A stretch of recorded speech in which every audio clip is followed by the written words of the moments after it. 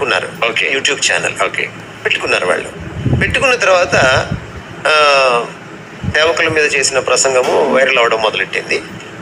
ఎవరు కట్ చేశారు కూడా ఇంతవరకు నాకు తెలియదు. ఓకే.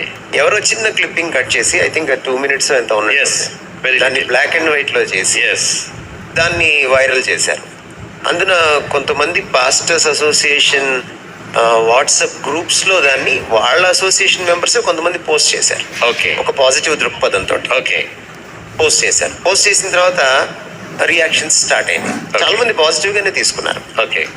ఎందుకంటే ఈవెన్ ఆ చిన్న క్లిప్పింగ్ లో అంత 2 minutes చూసినా కూడా ఎక్కడ నేను కానుకలను తీసుకోవద్దని నేను అనలేదు. ఓకే. కానుకలను అడగవద్దన్నాను. Okay. There is a lot of difference. అంటే ప్రతి ఆరాధనలో కానుకలు పడతాం కదా, పాట పాడుతూ కానుకలు కదా. అది ఇప్పటి నుంచి కాదు, ఎప్పటి నుంచి ఉంది.